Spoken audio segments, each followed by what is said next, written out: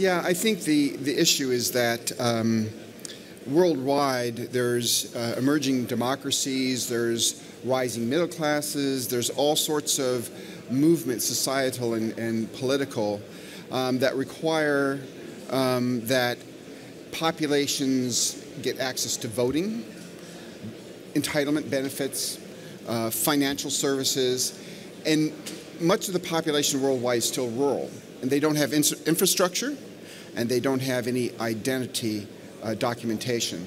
It's a problem. So, having stated the problem, the issue is last mile access and fraud. Rural populations can't travel. They don't have banks and services in rural villages. They don't even have power most of the time. So how are you going to get services to these people?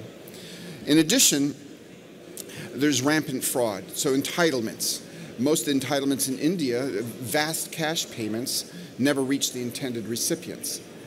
The money gets drained off fraudulently.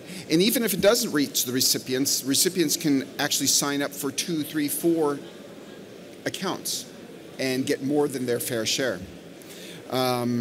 It's difficult to track who got what, where the money went.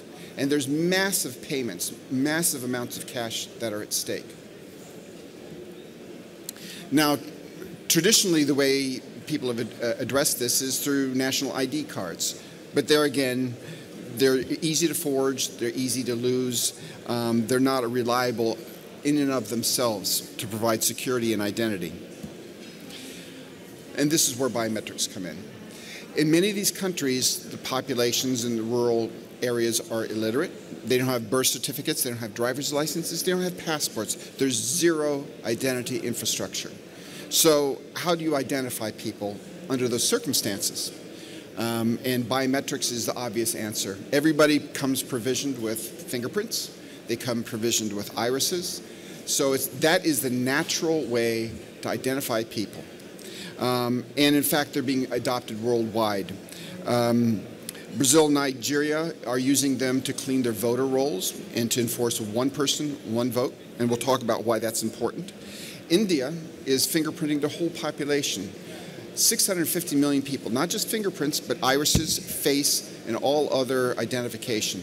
That's a huge database that will be provided not only to the government institutions, but non-government as well. It's a national infrastructure for ID. Yet, you still have a problem of how to get services out to people in rural areas. People can't come to the banks. In fact, what they're finding is that for pensioners, if they actually make the trip to the city center and get paid, they're robbed on the way home. So a lot of people are just prevented from accessing their entitlements. So what you need to do is you need to bring the bank, you need to bring the government institution to the village, and the only way to do that effectively is through mobile terminals. So if you marry mobile terminals with biometrics, you have a potent tool, not only to bring people out of poverty because now they can access financial services, but political stability. You can enforce one vote, one person, and we'll talk about why that's important. So there's many applications. The biometrics and mobile terminals are very horizontal technology. Everything from traffic and parking management to e-governance, law enforcement, financial inclusion. There's the great unbanked. In India, this is a big problem. The only way to bring people into the middle class is to give them basic financial services. So mobile terminals and biometrics are the way that people are doing that. Poverty alleviation, transfer payments, entitlements, to make sure the money gets to the intended recipient and the intended recipient only gets their fair share. So this is solving many, many problems, and it's being adopted worldwide in huge numbers. Brazil, Nigeria, Nepal, Ghana, Zambia, Philippines are all fingerprinting their populations to make sure that there is fair voting. Now, why does that matter? It's interesting. If you look at Africa as an instance. In Africa, there's many emerging democracies. And what do you have as emerging democracy? You have an election. What happens when after the election, when nobody trusts the election? The incumbent says, I'm not going anywhere. And the new guy says, oh, yes, you are. So they have an election, and then they have a civil war to determine who really won the election. Unless you have fair and equitable voting, you will never have political stability. It's in everybody's interest to make sure that, well, in the case of Nigeria, the voting rolls were 150% subscribed. People subscribed twice, dead people. It was inherently fraudulent. This last election that we participated in, they enrolled 73 million people in a month and a half. And world monitors for the voting said it was the first fair election in many, many, many decades. So it's happening in Nepal and Ghana, Zambia as well. It's being adopted worldwide. Services, you look at India. They have the Department of Post is actually more than a postal services. It's a financial and service and insurance services bureau as well, and they are going to be using mobile ID terminals to dispense insurance, small micro payments and micro loans, and it's an enabling technology that allows people to reach to gain access to financial services they could never have gotten before. Food rationing.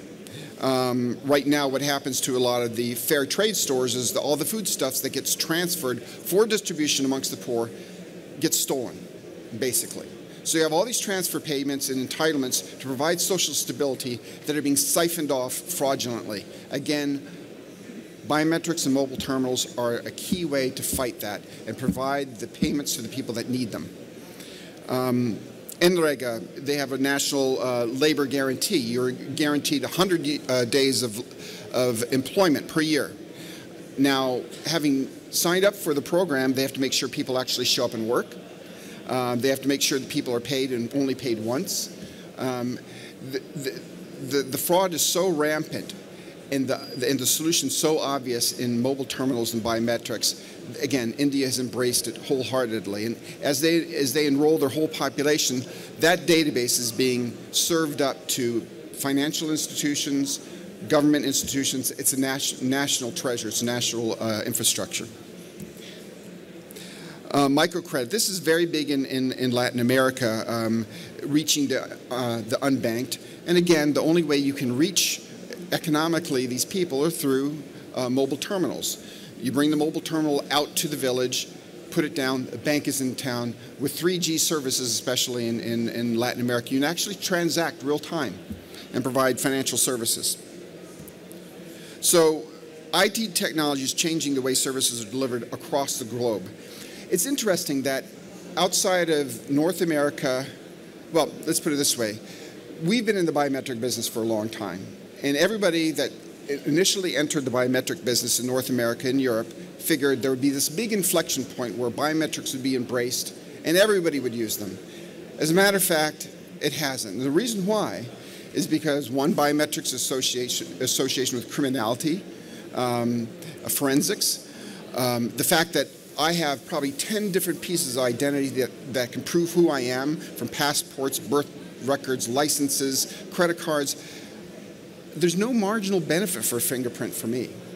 And in fact, a lot of people are very distrustful of biometrics. So in North America and Europe, there hasn't been this embracement, this inflection point in the use of biometrics.